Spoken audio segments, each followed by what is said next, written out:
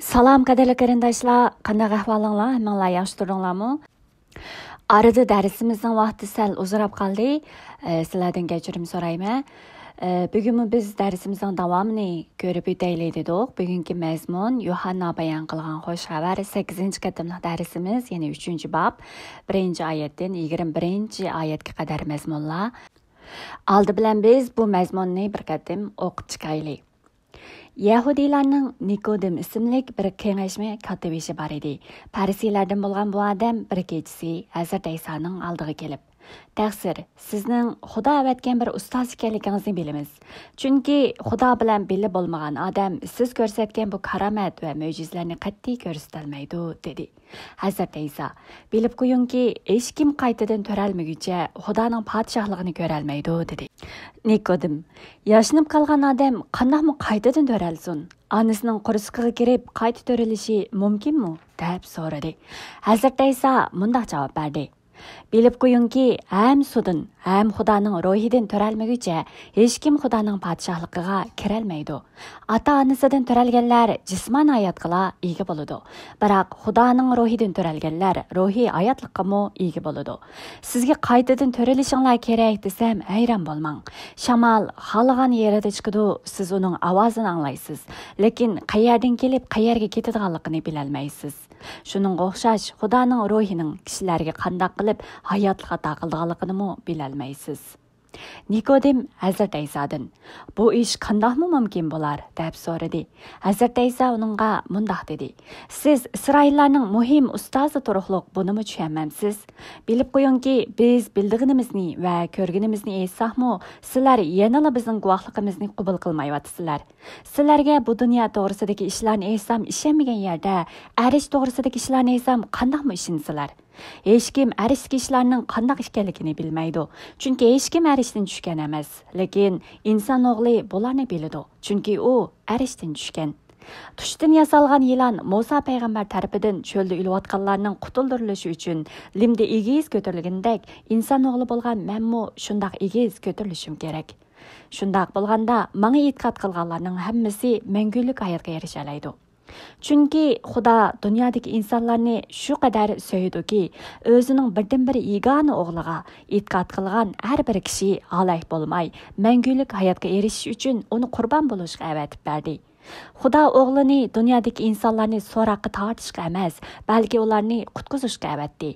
Uningga e'tiqod qilganlar so'roqqa tortilmaydi. E'tiqod qilmaganlar bo'lsa, allaburun so'roqqa tortilgan bo'ladi. Chunki ular Xudoning yagona o'g'liga e'tiqod qilmagan edi. Ular doim yomonlik qilg'ashqa, haqiqiy nur dunyoga kelgan bo'lsa-mu, ular bu nurni emas, zulmatni yaxshi ko'rdi. Shunga ular jazoga tortiladi. Kimni-kim yomonlik qilsa, nurga o'ch bo'ladi va qilgan aytganlarim oshkora bo'lib qolmasin deb nurdan qochadi. Lekin kimni-kim haqiqat bo'yicha ish qilsa, ishlarimni Xudoga tayanib qilganligim ma'lum bo'lsin deb nurga yaqin keladi. Xo'sh qarindoshlar, bugungi mazmunimizni ko'rib chiqishdan burun biz avval uzrab ketgan bo'lsa-mu, oldingi soatlik darsimizga mazmunni bir qatim eslab o'taylik. Ya'ni oldingi soatlik mazmunda biz ibodatxona degan temaga markazlashtirib mazmunni ko'rib o'tgan edik. Ya'ni Hazrat Isoning ibodatxonadagi shu ovqatchilarni qo'g'lishi, ya'ni ibodatxonani tozalashi deganga oid mazmunni bir ko'rib chiqqan edik.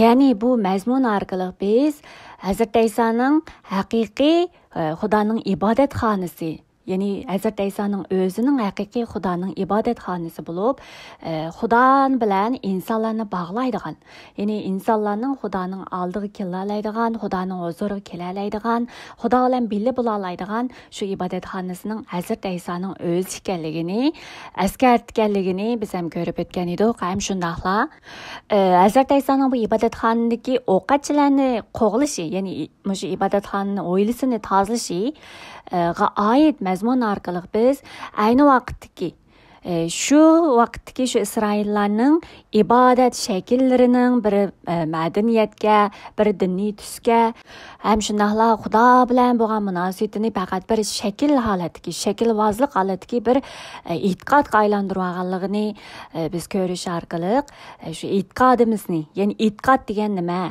Haqiqiy Xudo bo'lgan e'tiqod qanday bo'ldi? Ya'ni Xudo bilan bo'lgan haqiqiy munosabat qanday bo'ldi deganga o'xshash shunday savollarni bir qatim qatim özümüzge qo'yib turib, o'ylanib chiqalaydigan nayt bir cho'nqur bir mazmunni biz gerçi mushu kitobdagi mazmunlarni tushuntirish, ya'ni ibodatxona deganlarning tarix arx ko'rinishlarini sizlarga bir qatim so'zlab o'tish kerak bo'lgan bo'g'ashqa bir nazariy shakldagi mazmun biroz yig'inchoqlanib ko'rib o'tgan edik.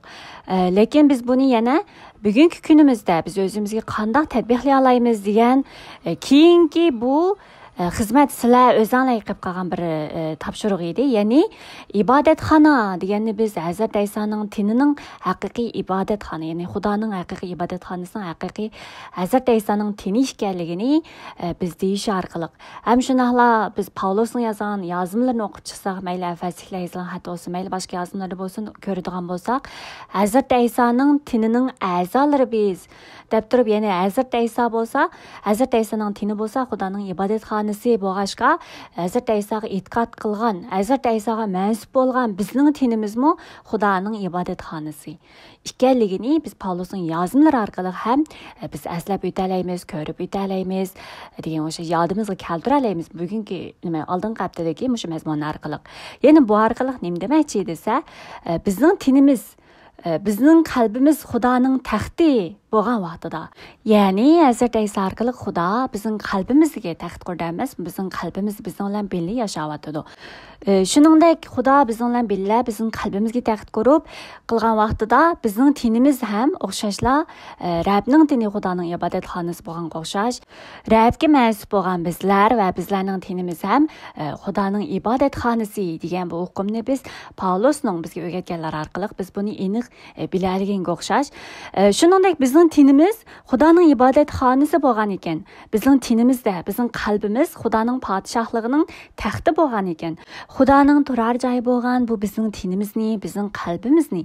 Biz ham har kuni Xudoning so'zi bilan yangilayotimizmi, paklayotimizmi?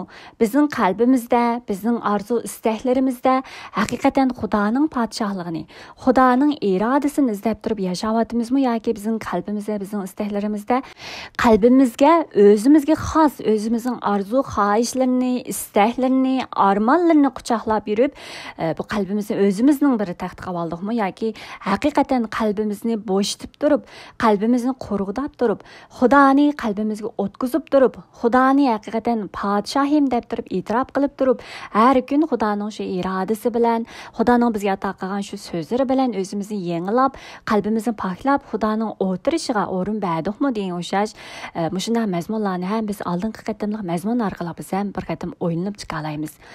Bu savdo settiq, ovqatchilar degan hamda bu mazmun orqali biz faqat bir tarixiy holatda Hazrat Aysoning Xudoning ibodatxonasida qilgan mushunday ishi bor ekan deblar mundaqlam o'tib kelsak bo'lmaydi. Buni biz bugungi turmushimizda, bugungi kunda o'zimizning qalbimizni, o'zimizni, ya'ni Xudoning ibodatxonasi bo'lgan o'zimizning tini va o'zimizning qalbimizni haqiqatan shunda Xudoning podshohligi, Xudoning ulug'ligining namoyon bo'lishi uchun Xudoga haqiqatan o'rin berib turib, Xudoni qalbimizning podshohi deb turib, Xudoni ulug'lab yashayapmizmi yoki qalbimizning shu orzu istaklari bo'yicha, tinimizning xohishi bo'yicha, tinimizning shu istaklari bo'yicha shularni qanoatlantirish uchun, tinimizni qanoatlantirish uchun, tinimizni rohatlantirish uchun va yoki qalbimizga orzular orqali qo'g'lishib, orzu armonlarni qo'g'lishib, shu orqali xo'shallik deb yashayapmizmi? Shunda dunyoning shu usullari, dunyodagi odamlarning shu hayot usullari, hayot orzu havaslariga o'xshash bizmi shulardan farqlanmaydigan holatda, shunda holatda yashab, o'zimizning qalbimizni shunday bulg'ab ketdikmi?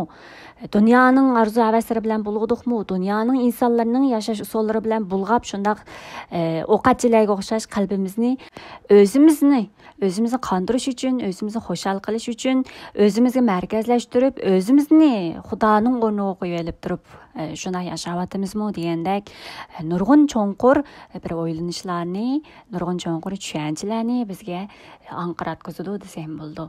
Andan keyin Hazrat Aysoning shunday Xudoning ibodatxonasi oldidagi shu ovqatchilarni nimdan tanidan qamchasab qo'g'lab chiqarishi, uning shunday pozitsiyasiga qarab, Xudoning haqiqati oldida, Xudoning qilayotgan ishlar oldida, muqaddas pok bo'lgan Xudoning oldida o'zimizning ham yomonlikqa, gunohga, razillikka bo'lgan pozitsiyamizning naqadar keskin bo'lishining muhimligini ham biz shunday ko'rib olamiz.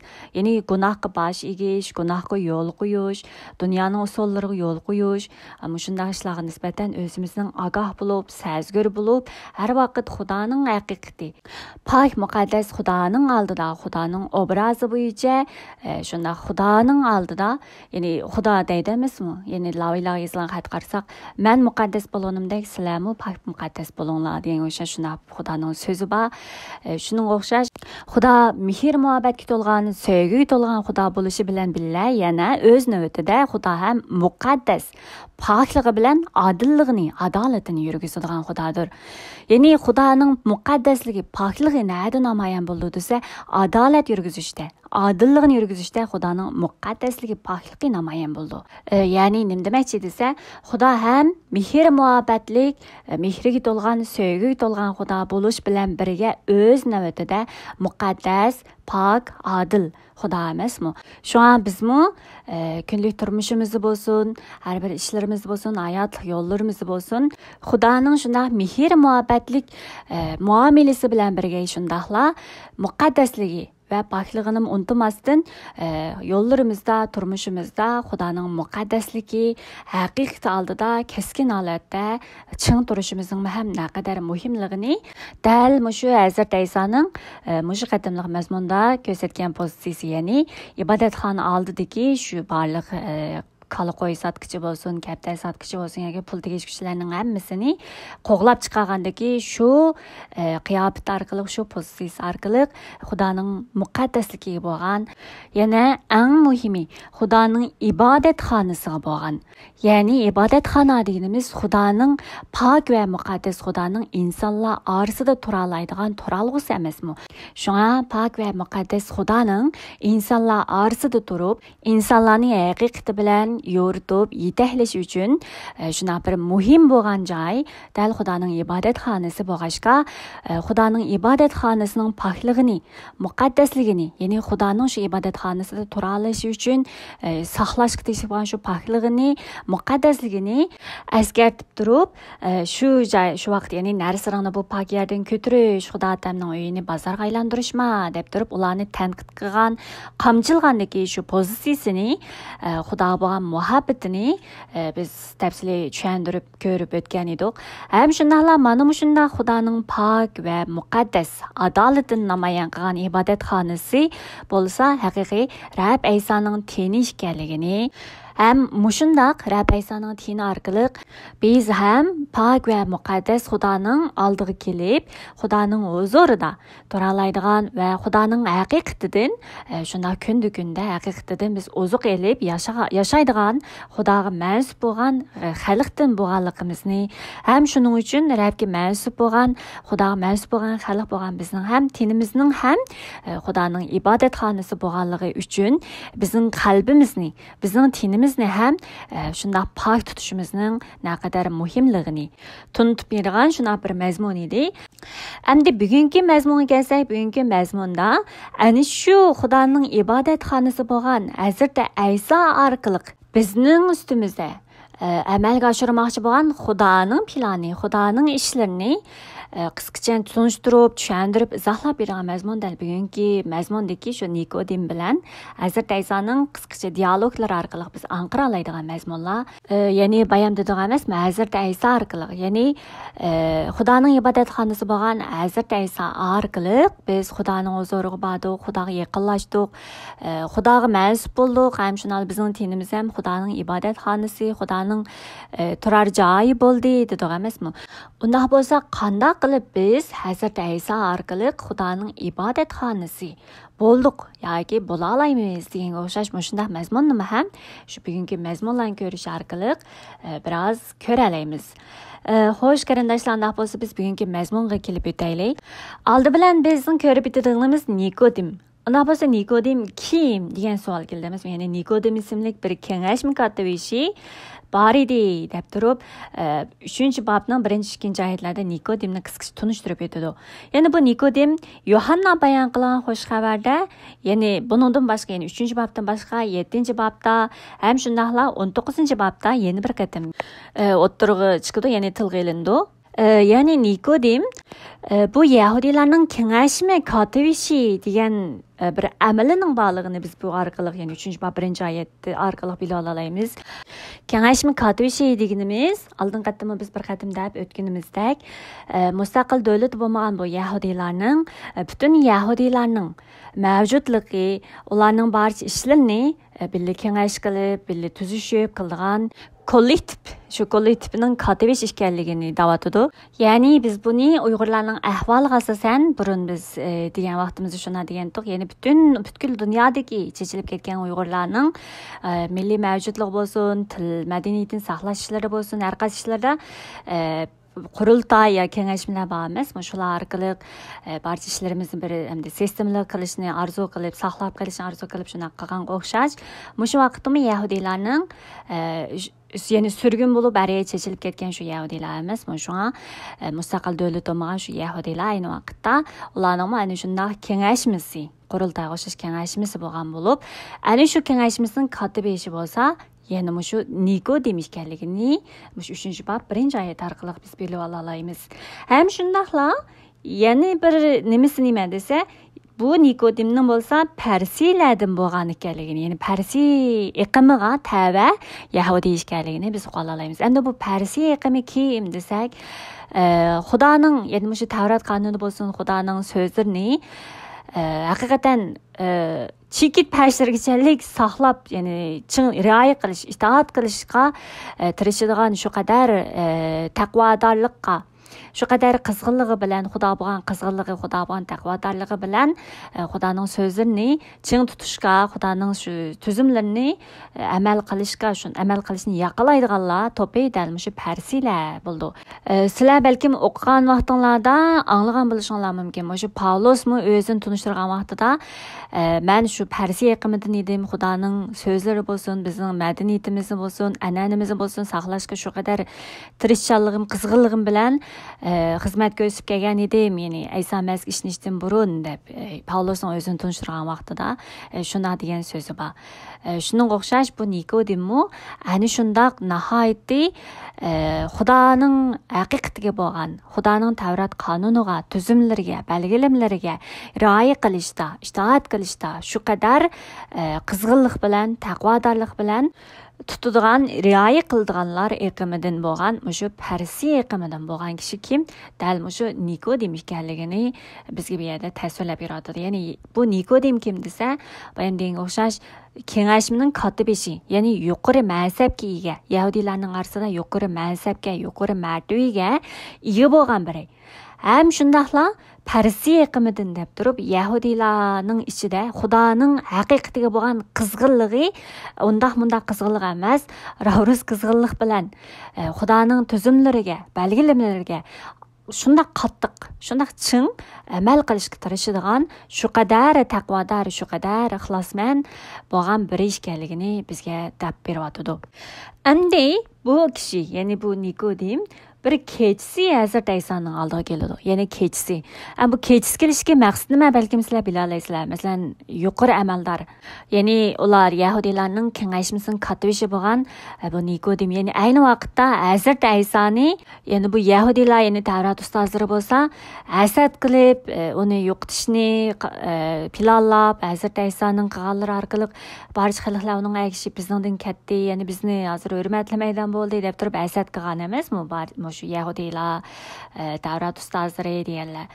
Shu an bu Nikodim bo'lsa, dal shu Yahudilarning kengashma katibishi bo'lgan bo'lg'ashqa, normalda buning atrofidagi oqsoqollar, Tavrat ustozlari, Yahudi, ya'ni ustozlari bo'lsa, Hazrat Aysoga qarshi edi. Ya'ni uningga hasad qilib, uning qilgan ishlariga hasad qilishib, uningga qarshi turib, uningga ishonmagan kishilar dal shu Tavrat ustozlari, shu kengashmadagilar degan o'xshash, ya'ni Yahudiylar orasidagi shu nopozliq bo'lgan dal shunday kishilar edi.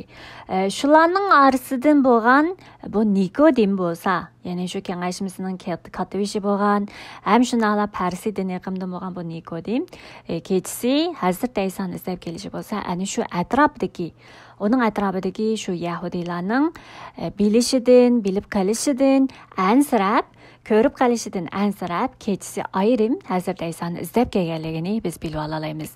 Masalan, biz hozirgi bizning ahvolimiz bilan qilsak buni tushunish tez emas menimcha. Qaraydigan bo'lsak, hozir Uyg'urlarning orasida Uyg'ur ko'pincha musulmon. Hamda bu musulmonlar bu mayli İncil olsun, mayli Tavratdagi bu nimalarni Xudoning so'zini ham o'qib, ham tushunib baxmasdilar. Qaraydigan bo'lsanglar, oramizdagi e'tiqodchilarni naqadar masxir qildigan, mazoq qildigan so'zlar bilan bizni bir narsa deydiganligini biz bilimiz, ko'rib turibmiz. Dal mushunday ahvol ostida Yahudiylar orasida kengashma katibishi bo'lgan Nikodim degan o'xshash, Uyg'urlarning orasida nihoyat bir g'olliq bo'lgan odamlar deyli, ko'z ko'ringanlar bo'lsin. Ko'pincha Uyg'urlarga tunishliq biri bo'lgan birisi, yani shunday haqiqatga qaytib, "Masga e'tiqod qildim" degan gapni o'tirib chiqargan bo'lsa, sizlar balkim tasavvur qila olishinglar mumkin, nurg'un g'ulg'ula, balkim nurg'un mazax, masxira, hatto chalma kesak qavat kerak holatda nurg'un holatda kelib chiqishi mumkin deb mana bir ko'z tasavvur qila olamiz. Shuning o'xshash endi bu Nikodimmo dal shu atrofidagi kishilarning, atrofidagi boshqa Yahudiylarning, Tavrat ustozlari bo'lsin va yoki boshqa Yahudiy oqsoqollarning bo'lsin, ko'rib qolishidan ansirab, o'zi asta kechasi Hazrat Aysoni izlab kelganligini biz bu yerda aniqlay olamiz. Endi bu yerda Hazrat Aysoni izlab kelib degan so'zi nima desa, sizning Xudo avatgan bir ustoz ekanligingizni bilamiz. Chunki Xudo bilan bilib bo'lmagan odam siz ko'rsatgan mo'jiza karomatlarni katta ko'rsatmaydi deydi. Biz oldingi qatimliq mazmunga qaraydigan bo'lsak, Yahudiy oqsoqollari nima degan Hazrat Aysoga, ya'ni ibodatxonadagi shu o'quvchilarni qo'g'lab chiqargan vaqtida, "Sening bunda qilishga nima huquqing bor? Seni Xudo avatgan bo'lsa, buni isbotlab baxmamsan, ya'ni bir karomat ko'rsatib buni isbotlab baxmamsan" deb turib, Hazrat Aysoni shundoq so'roq qilgandek qilib, Hazrat Aysoni shundoq ayiblab, "Sening nima huquqing bor" deb shunday gaplar qilgan, ya'ni Yahudiy oqsoqollari. Endi bugungi mazmunda bo'lsa, bu Nikodim bo'lsa, Yahudiy oqsoqollarining shu so'ziga qarshi holatda Hazrat Aysoning bo'lsa, haqiqatan Xudoning avatgini deganni e'tirof qilib turib, Hazrat Aysoni izlab kelganligini bu yerda da'vat qilganligini biz ko'ra olamiz. Ya'ni bu Nikodim bo'lsa, Yahudiy oqsoqollari va ba'zi Tavrat ustozlariga o'xshamagan holatda bu Nikodim Hazrat Aysoning haqiqatan Xudo avatgini ekanligini, Xudo bilan birga bo'lgan odam ekanligini, ya'ni Xudo avatganligi uchun bu mo'jiza karomatlarni qavatganligini e'tirof qilib turib, Hazrat Aysoni izlab kelganligini bu 3-bob 1 va 2 oyatlarda bizga tushuntirib beradi. Endi Hazrat Ayso mana shunday kechasi o'zini izlab kelib, o'zini kunduzi, ya'ni ibodatxonani tozalagan vaqtida, ya'ni ibodatxonaga o'quvchilarni qo'g'lab chiqargan vaqtida Yahudiy oqsoqollari bo'lsa, "Sening nima huquqing bor? Xudo seni avatgan bo'lsa, buni karomat ko'rsatib bizga ko'rsatib baxmamsa, isbotlab baxmamsa" degan shu Yahudiy oqsoqollariga o'xshamagan, ularga qarshi holatda o'zining haqiqiy Xudoning avatgan bir ekanligini e'tirof qilgan bu Yahudiylarning katta kengashmasi bo'lsa, o'zini izlab kelganda Hazrat Aysoning degan so'zi nima desa, bilib qo'yingki, ya'ni amin, amin degan so'z bilan ifodalanadi bu bilib qo'yingki degan gap. Ya'ni haqiqatan shundaki, barhaqki degan o'xshash tarjima qila olamiz. Hech kim qaytadan to'ralmaguncha Xudoning podshohligini ko'rolmaydi deb Nikodimning degan so'ziga mundaq inkos qaytardi.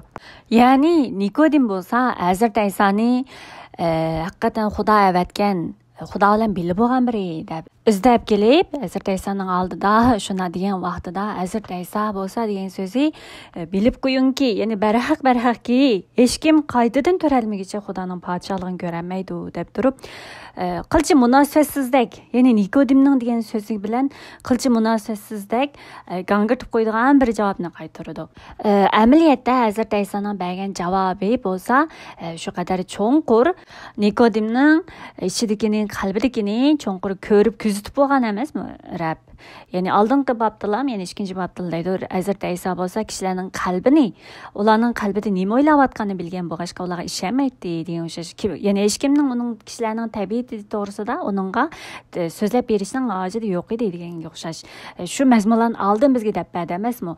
Ya'ni shu mazmunlarni biz o'ylab turib, bugungi mazmunni ham tushunishimizga to'g'ri keldi. Shunga o'xshash Hazrat Ayso bo'lsa Nikodimning ichida nimalarni o'ylaganini, u odamning qanaqligini amin bildi emasmi?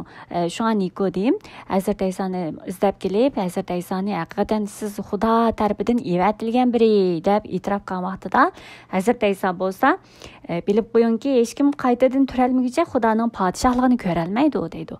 Endi Hazrat Ayson bunday degani, Nikodim bo'lsa faqatla Hazrat Aysoni siz Xudoning avatgini deb e'tirof qilish bilan keldi. Ya'ni Hazrat Aysoni e'tirof qildi albatta. Hazrat Aysoning Xudo tarafidan avatilganligini e'tirof qildi. Endi Hazrat Aysoning kutgani bo'lsa, Nikodimdan kutgani bo'lsa, faqat e'tirof qilish bosqichida emas, e'tirof qilish bilan emas, ya'ni Xudoni e'tirof qilganlar. Ya'ni mening Xudo tarafidan avatilganligimni e'tirof qilganlar, e'tirof qilsangizlar Xudoning podshohligini ko'ra olasiz deganlik emas, balki yangidan to'ralsangiz, qaytadan to'ralsangiz, andan keyin Xudoning podshohligini ko'ra olasiz. Uni og'zingizda e'tirof qilsangizlar, Xudoni ko'ra olasiz deganlik emas. Ya'ni bu mazmun bizga ham shularni anqiratadiki, ya'ni bugungi davrimizda ham e'tiqodchilar orasida qaraydigan bo'lsakmi, Hazrat Aysoni rad qilmaydi. Hem itiraf qildi desa ham chin dilidan ya'ni tushunganligi uchun, anqirganligi uchun, ya'ni toniganligi uchun, Rabga e'tiqod qilganligi uchun emas, balki faqat e'tirof qilganligi uchun, yig'izida e'tirof qilganligi uchun, faqat qarshi turmaganligi uchun jamoat kelib ketadiganlar bor. Jamoat ichida e'tiqodchilik, lekin hayotga qaraydigan bo'lsak, ya'ni dunyoning odamlari bilan farqi yo'qdek shuna yashaydiganlarmi bor. Denga o'xshash. Endi mushu mazmunlarga asosan Hazrat Aysoning bizga degani nima desa, faqat e'tirof qilish bilan to'xtab qolish emas, balki yangidan to'ralmaguncha Xudoning podshohligini ko'rolmaysizlar degan uchurni bugungi davrda e'tiqodchilar jamoatchiligi ichidagi ham qarindoshlarga ham shunday so'zni jakarlayotganligini biz anqiralaymiz.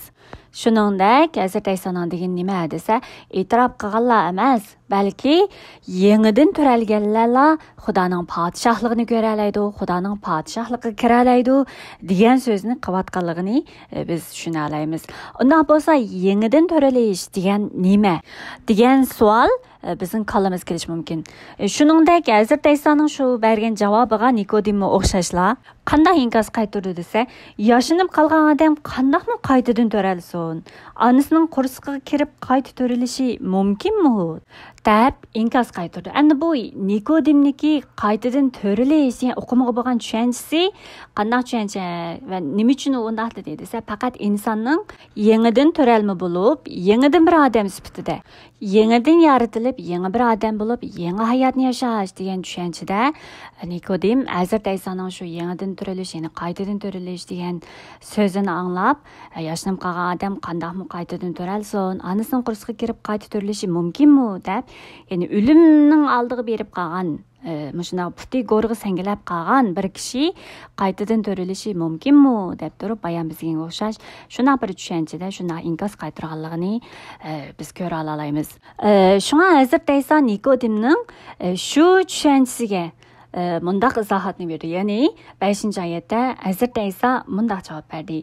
Bilib qo'yingki, ham sudan ham Xudoning ruhidan to'ralmaguncha hech kim Xudoning podshohligiga kira olmaydi. Ya'ni bu qayta to'rilish degan uqumga Hazrat Aysoning izohati, ya'ni qanday qilganda qayta to'ralgil bo'ldi deganga nisbatan Hazrat Aysoning izohati nima desa, ham sudan ham Xudoning ruhidan to'ralganlar. shular, ya'ni qaytadan to'ralganlar bo'lganligini, shundaqla shu sudin ham Xudoning ruhidan to'ralganlar Xudoning podshohligiga kira oladiganligini izohlayotdi. Endi bu ya'ni Nikodimmi degan emasmi?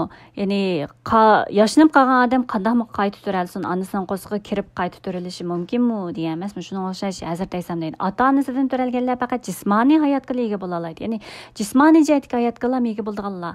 Ota-onasidan to'ralganlar faqat jismoniy jihatga, bu tan jihatga hayotga ega bo'la oladi. Ammo Xudoning ruhidan to'ralganlar bo'lsa, ruhiy hayotliqmi ega bo'la oladi deb turib, qayta to'ralishni bo'lsa, ham sudan, ham Xudoning ruhidan to'ralganlar qayta to'ralgan bo'ldi deb izohlayotganlarni ko'ra olamiz.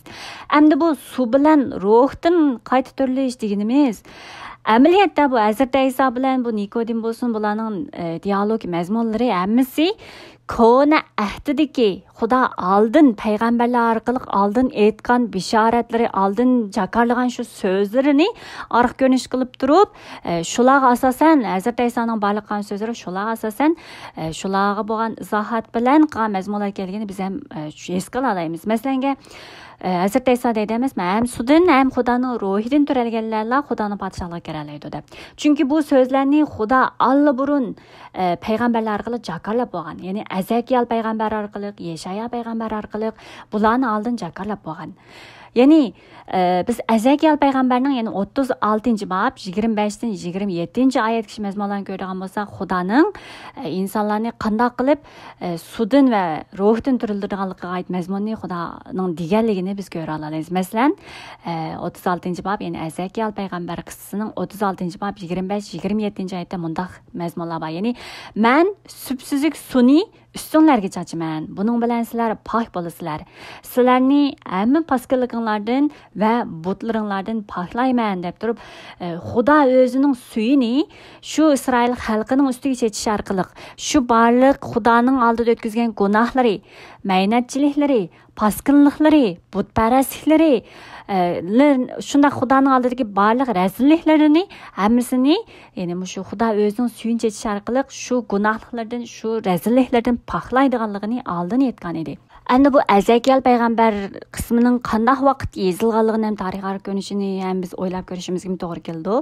Ya'ni Isroillar Xudo shu qadar badal to'lab Misrdagi qulluqdan elib chiqqan 40 yil cho'lda o'zi manna bilan ta'minlab, har bir nimasini o'zi ta'minlab turib, ularni Misrdan chiqaradi. Masalan, men sizlarni ana burkut bolalarni qanday epmangan o'xshash, men sizlarni shunday ep chiqdim, yudib chiqdim degan so'zlar bor. Ya'ni Xudo o'zi ep chiqqan shu xalqi, ham shundaqla Xudo o'zi boshlab ularni Qanon zaminiga o'rinlashtirib, baxt barakat ato qilgan bu xalqi Qanon zaminiga kirib bir ikki avlod o'tmaylam shu qanonliqlarning o'rib odatlari, madaniyatlariga agishib, biz Sardorlar Yeshua qismini o'qisak buni tushuna olamiz. Sardorlarga qaraydigan bo'lsak, Isroillarning, ya'ni Xudoning xalqi bo'lgan bu Isroillarningmi yot xalqlarga o'xshab, yot xalqlarning razilliklaridan, yerginishlik shu o'rib odatlaridan, shu yerginishlik turmush usullaridan qanday qilib shu o'zlariga shularni singdirganliklariga oid mazmunlar bor emasmi?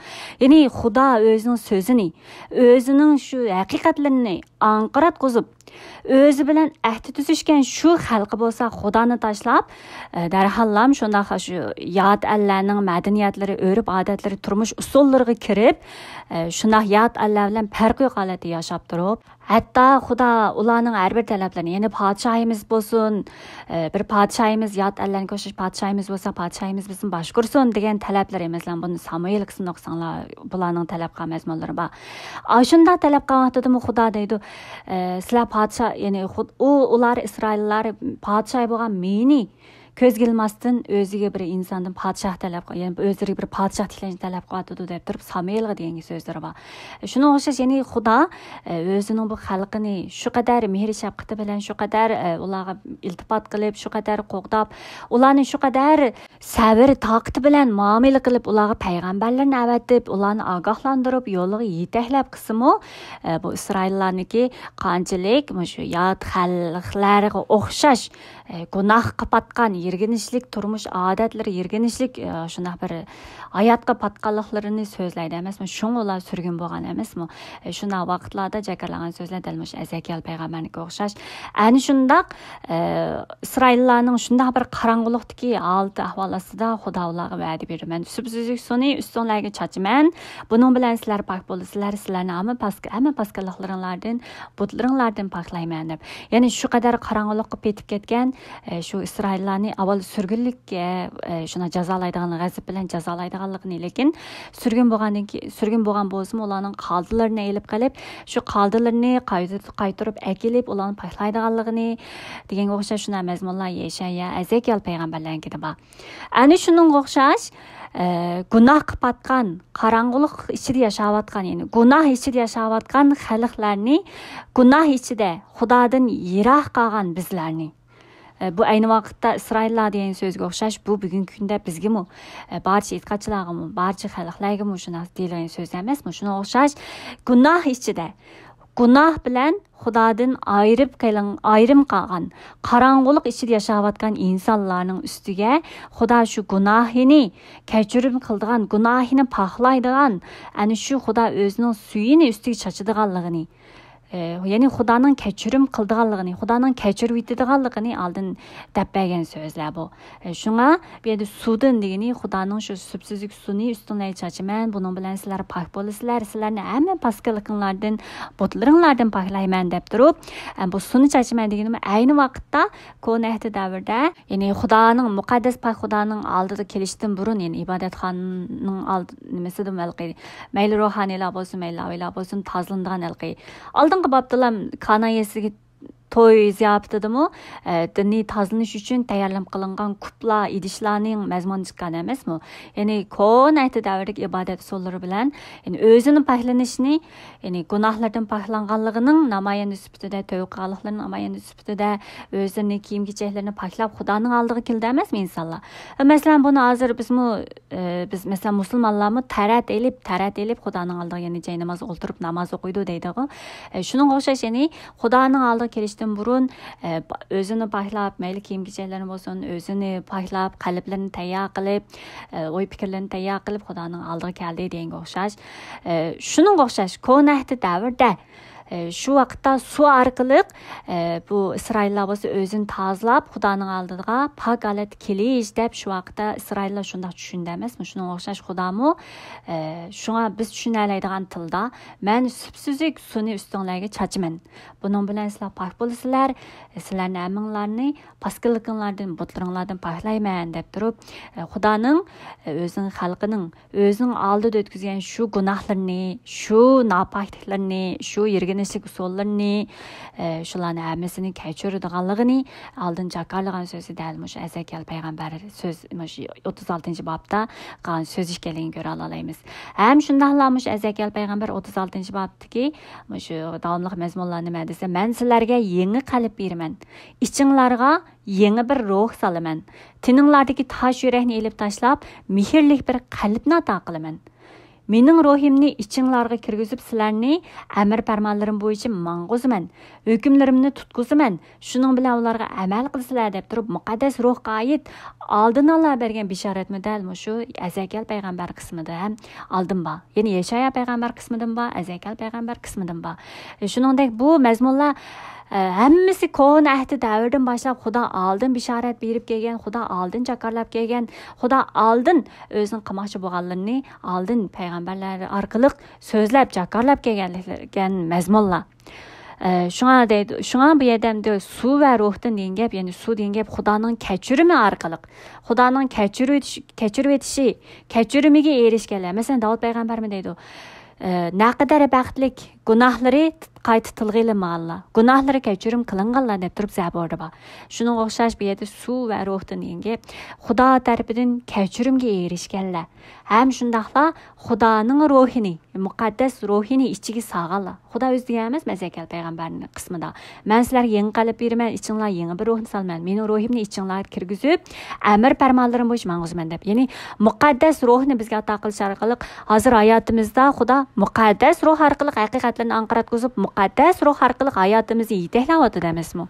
Dal shuningdek, Xudoning kechirimiga erishib, Xudoning ruhini shu odamning ichiga salish orqali Xudoning amr farmonlarini anqiratgizadigan, Xudoning amr farmonlarini tutib itoat qiladigan, Xudoning so'zlari, hukmlari bo'yicha mangadigan haqqoniylar qatorida, ya'ni haqqoniylardan qildiganligini oldin degan jakarliganga o'xshash, Ezekiyel payg'ambar qismida oldin jakarliganga o'xshash, Hazrat Isoning Nikodimiga degan, ham sudan, ham Xudoning ruhidan turalmasangiz, Xudoning podshohligiga kira olmaydi deganga o'xshash. Shu mazmun model Xudo tarafidan kechirimga erishganlar. Ham shundaqla Xudo o'zining ruhini ato qilganlarla Xudoning podshohligini ko'ra oladigan, Xudoning podshohligiga kira oladigan haqiqiy haqqoniylar ekanligini bu yerda oldin davatidi. Ya'ni bunda haqqoniylarning ifodasi nima desa, bayon dedigan emasmi? Gunohlari kechirim qilingan, Xudoning ruhi qalbiga silingan, ya'ni Xudoning haqiqatini anqarab turib, Xudoning amr farmonlari bo'yicha menib haqiqat yo'lini tutadiganlar. Bundaqlar qanday desa, barcha o'zining gunohlarini Xudoning oldida e'tirof qilib tavba qilganlar. Ya'ni barcha o'zining razil yo'llarini, nachar qilmishlarini, barcha nachar o'y fikrlarini, barcha insonga xos, yer yuzidagi insonlarga xos shunday usullarini, o'y fikrlarini, qarashlarini hammasini Xudoning oldida, Xudoning so'zi oldida isloh qilganlar, Xudoning oldida tavba qilganlar, barcha razil yo'llarini, nachar qilmishlarini, qabihliklardan yirgindiganlar. Chunki buni Alburun Ezekiyel payg'ambar, ya'ni 36-bob 31-oyatda Xudo oldin deb deydi, ya'ni razil yo'llaringlar va nachar qilmishlaringlarni aslab, qabihliklaringlar va yirginishlik qilganlaringlar uchun o'zinglardan yirginsizlar. Ya'ni bu degan gunohdan, qorong'ulikdan, yomonlikdan yirgindigan. Chunki biz haqiqatga tabe bo'lgan bo'lg'ashqa, haqiqat oldida ching turib, haqiqat uchun turib, yomonlikdan, yirginlikdan, qorong'ulikdan yirgindigan. Shu razil qilmishlardan o'zimizning ichida yashayotgan barcha dunyo xos ishlar bo'lsin, o'zimizning ichida yashayotgan dunyo qarash, dunyodagi insonlarning usullari bo'lsin, o'shlarni qilganliklarimiz uchun o'zimizning qilgan shu ishlarimizni pushaymon qilib, tavba qilib, shu ishlardan yirginib biz yomonlikdan yirgindigan shunday bir tabiatni o'zimizga singdiramiz. Ya'ni Xudo tarafidan kechirimga erishganlar va Xudoning ruhini o'z ichiga solganlari, muqaddas ruhni qabul qilgan, muqaddas ruhni Xudo qalbiga solganlar bo'lsa, o'zining barcha yomon qilmishlari, yomon o'y fikrlari bo'lsin, o'zining ichidagi barliq gunohlar va barcha ishlardan yirginib Xudo oldida haqiqiy tavba qilib, yirginishlik ishlarni, shu gunohlarni qayta sodir qilmaydigan, shu gunohlardan yirgindigan odamlardan bo'lganligini bu yerda aytadi. Shunga suv va ruhdan qayta turalgan, yangidan turalganlar bo'lsa, Xudoning suvdan va ruhidan qayta turalganlar, yangidan turalganlar bo'lsa, haqiqiy Xudoning podshohligini ko'ra oladigan, haqiqiy Xudoning podshohligiga kira oladiganlar bo'lsa, ana shunday haqiqiy tavba qilib, haqiqiy shu tavba qilganlik uchun gunohlardan yirgindigan, shu o'zining ichidagi shu barliq razilliklardan yirgindigan, shuning uchun Xudoning haqiqati bilan o'zini isloh qildiganlar ekanligini ko'ra olamiz. Ham shundaqla Yeshaya payg'ambar qismida bo'lsa, dal mushundaq Xudoning ruhidan yangi turalganlarning ifodasi nima desa, kamtar odamlar.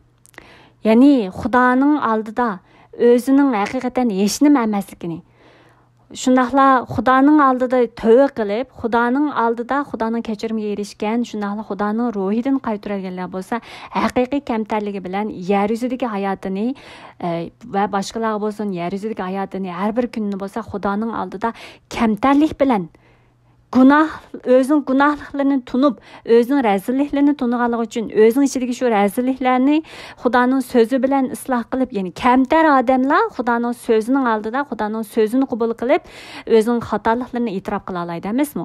Kamtar odamlar quliga echilgan bo'lg'ashqa, qalbini bo'shatgan bo'lg'ashqa, Xudoning oldiga kelib, Xudoning so'zi bilan o'zining qalbidagi shu bo'shlikni to'ldira oladi. Lekin akavurlar kamtarlik bo'lmagan odamlar bo'lsa, o'zining qalbi bo'lsa, o'zining o'y fikrlari, o'zining ideyalari, qarashlari bilan to'lib ketgan, to'shib ketgan odamlar bo'lg'achqa, quloqlari etik ularning, qalblari bo'sh emas. Shuning uchun Xudoning so'zi bo'lsin va yoki Xudoning boshqa xizmatkorlari orqali jakarlagan so'zini bo'lsin qabul qilmaydi, anglayolmaydi. Shunga Xudoning so'zi ularga kirmaydi, anglasimi, tushunmaydi degan o'xshash. Ko'rsimi, his qilmaydi degan o'xshash. Bu dal Yeshaya payg'ambar qismi degan o'xshash.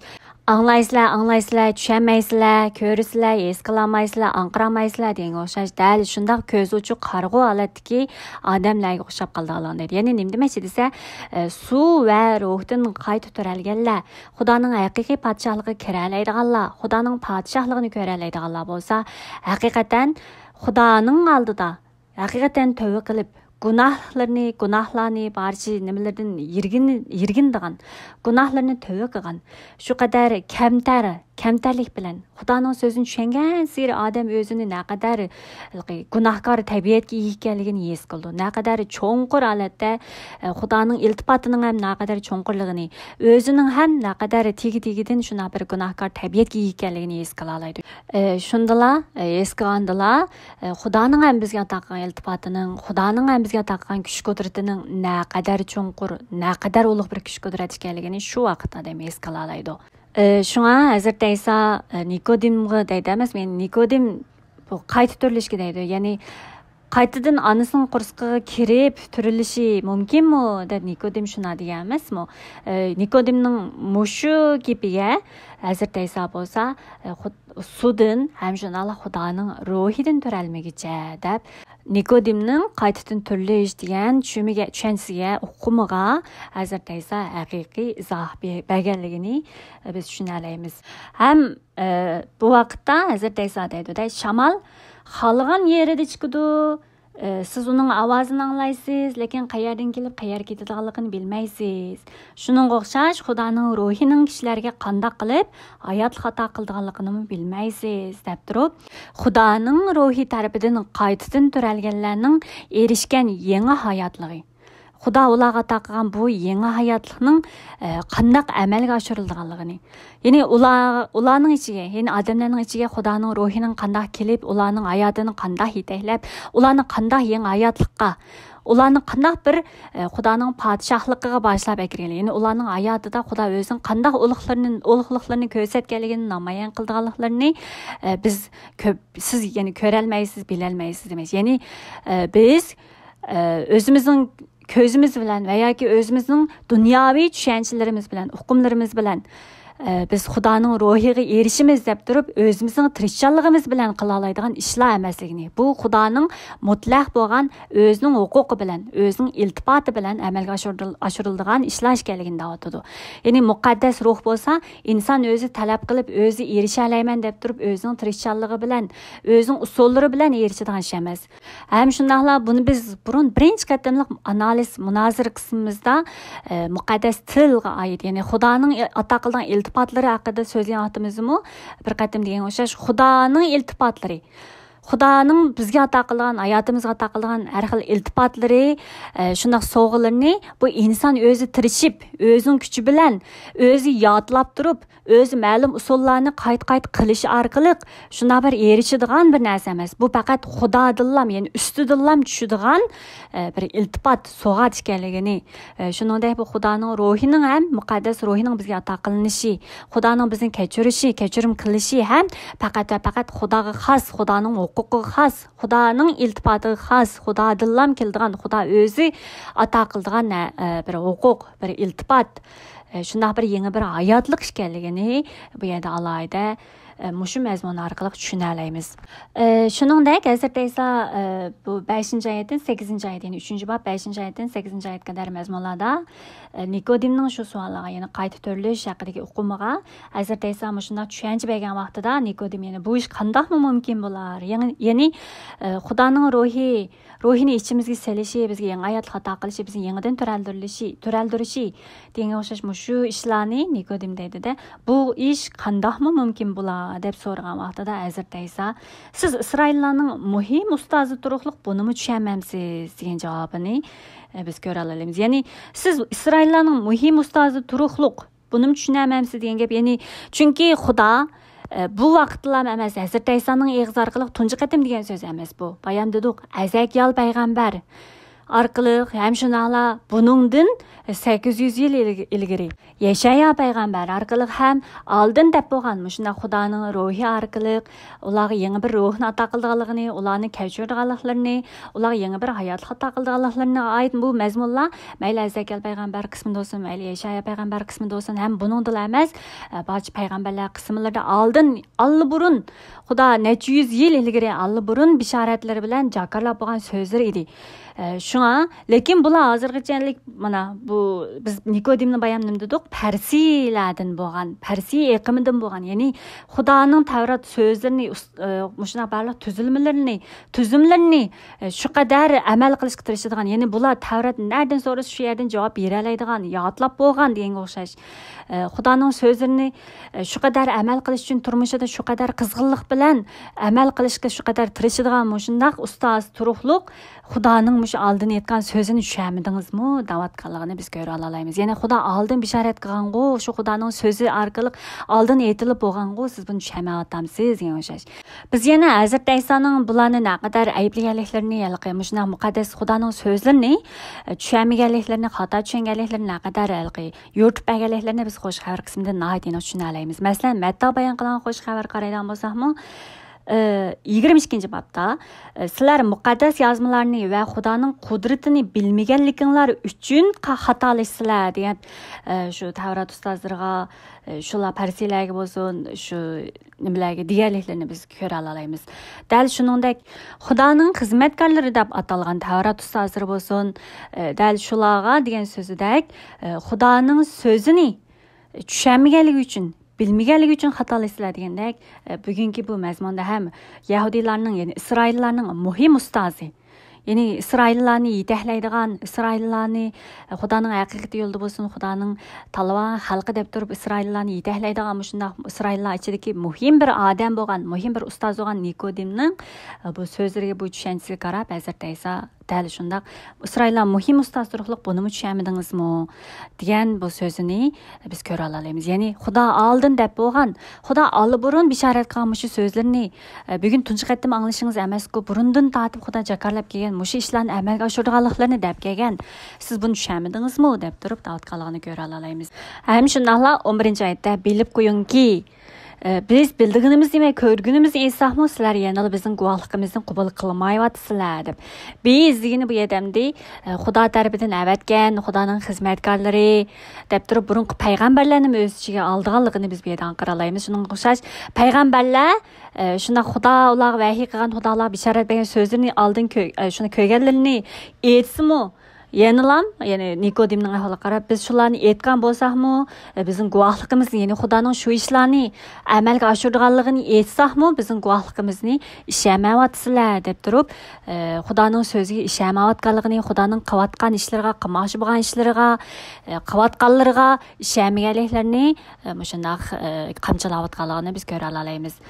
Bu orqali, ya'ni bu Nikodimning bu ahvol, ya'ni Nikodimga aytgan bu so'z orqali bizmi, bugungi bizlarmi itqachilar jamoatchilik ichida bo'lganligimiz uchun, Hazrat İsa'ni og'zimizga e'tirof qilganligimiz uchun, ibodat qilganligimiz uchun, muqaddas kitobni o'qib qo'yganligimiz uchun va yoki shunaq jamoatchilik ichida jamoatchiliklar bilan bilib bo'lganligimiz uchun bizning itqachi bo'lmaydiganligimizni shu qadar ochiq yo'rtib berayotganligini biz ham anqiralaymiz. Ya'ni haqiqiy Hazrat İsa'ning bugungi so'z orqali haqiqiy Xudoning podshohligini ko'ra oladiganlar, haqiqiy Xudoning podshohligiga kira oladiganlar bo'lsa, Xudoning ruhidan turalganlar, Xudo ruhini ato qilganlar, Xudoning kechirimiga erishganlar ekanligini, bundaqlarning bo'lsa o'zining gunohini haqiqiy chin dili bilan tavba qilib, gunohlardan yirgindigan, haqiqiy kamtarlik bilan Xudoning oldida o'zining hayotidagi har bir kunini, har bir ishlarini, har bir munosabatlarda kamtarlik bilan Xudoning oldida tutgan pozitsiyada, shunaq pozitsiyada yashaydiganlar ekanligini biz ko'ra olamiz. Ham bundaqlarga bo'lsa Xudo o'zining ruhi bilan cho'nqur tushuncha ato qilish orqali qalbini echishi orqali Xudo o'zining so'zini ularga tushunoladigan bir qalb ato qilib, Xudoning so'zini anqiratqizib, Xudoning so'zi bilan yashaydigan, Xudoning so'zlariga, amallariga, Xudoning irodasiga itoat qilib yashaydigan shunday bir haqqoniylarcha yo'l tutgan haqqoniylardan qildiganligini biz ham ko'ra olamiz. Qarindoshlar, bugungi mazmun, oxirgi mazmun yana bor, yana uzun, yana so'zlab kelsak uzrab ketgandek, buni men 3-4 kundan keyin qaytadan to'liqlab YouTube'ga chiqarib qo'yay. Bugungi mazmunni dal mushu 3-bob 1-oyatdan 11-oyatgacha mushunchalik ko'rib turaylik. Amsiga qarindoshlar, bugungi mazmunimiz sizlarning anglash orqali haqiqiy Xudodan kelgan anqirtishni his qilishinglarni, Xudoning sizlarga muqaddas ruhdan kelgan aql farosat, ro'shan qalb, cho'nqur tushuncha ato qilishini amalay tilayman. Biz hamsa bir necha kundan keyin qayta ko'rishaylik. Amanglar omon bo'linglar.